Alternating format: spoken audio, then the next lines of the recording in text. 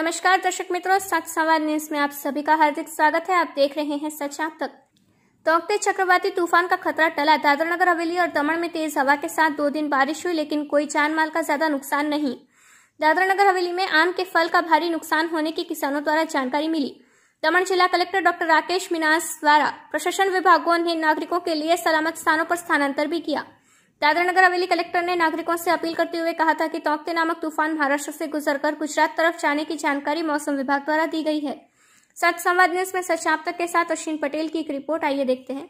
दादरा नगर हवेली और दमन दीव प्रशासन ने चक्रवात आने से पहले कई ग्राउंड लेवल के प्रशासन ने तैयारियां की। दमन जिला में भी प्रशासन पिछले 36 घंटों से ग्राउंड चक्रवाती तूफान तौकते आने से पहले से काम सुरक्षा के लिए डटे हुए थे। कल सारी व्यवस्था की असर देखने को मिली और आज भी कोई बड़े हादसे या जानहानि नहीं हुई। इसी तरह दादरा नगर हवेली और सिलवासा में भी देखने को मिल रहा है। कल दादरा नगर हवेली कलेक्टर ने जनता से अपील करते हुए कहा था कि तौकते नामक तूफान महाराष्ट्र से गुजरकर गुजरात जाने की जानकारी मौसम विभाग द्वारा दी गई है। इसके तहत दादरा नगर हवेली में भी इसका असर होने की संभावनाएं जताई गई थी, जिसमें तेज हवा या बारिश भी हो सकती है। इसलिए दादरा नगर हवेली के एनडीआरएफ की टीम को तैयार कर दिया है और सभी विभाग को सतर्क रहने की जानकारी भी दी है और हेल्पलाइन नंबर्स भी चालू कर दिए गए हैं। 17 मई दोपहर 3 बजे दमन के अरबी समुद्र में तेज लहरें उठने लगी। तेज हवाओं के साथ साथ भारी बारिश होने लगी। उसे ध्यान में लेकर दमन जिला collector doctor Rakesh Meenas, deputy collector Charmi Parekh, SP Amit Sharma सहित टीम ने तटीय क्षेत्र का दौरा दस्तक देकर तूफान आने पर सुरक्षा का जायजा लिया। दमन जिला प्रशासन ने नागरिकों के लिए सलामत स्थानों पर स्थानांतर भी किया था। जो तूफान टौटे आ रहा है उससे हम IMD से भी और NDMA से भी कांस्टेंट टच में हैं।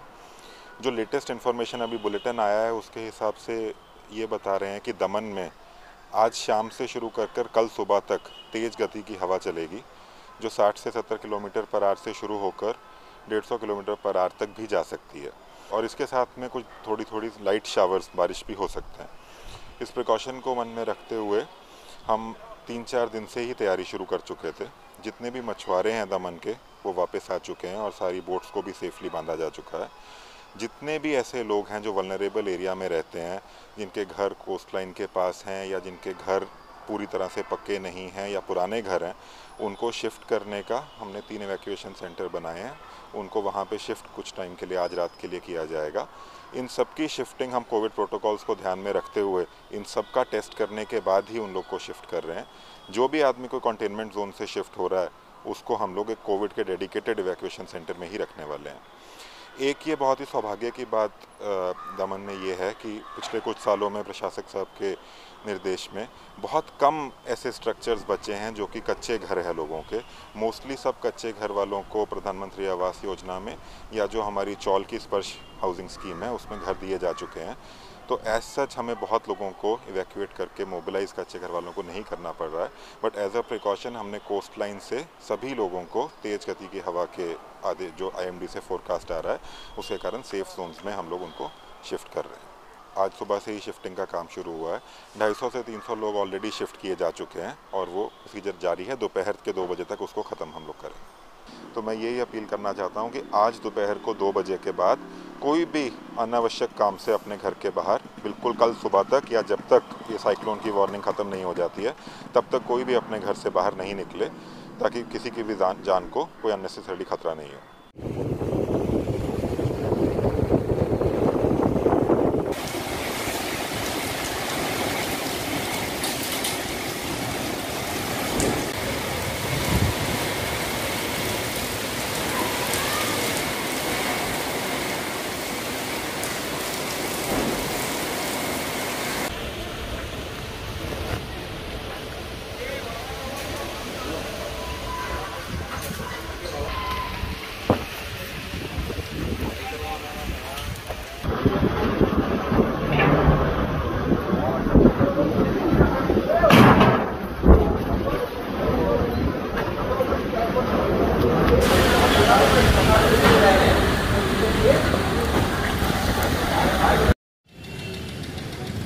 दमन में भी कई जगहों पर पेड़ गिरने की घटनाएं सामने आई हैं। फायर ब्रिगेड की टीम देर रात तक सड़कों से पेड़ हटाने के काम में जुटी थी।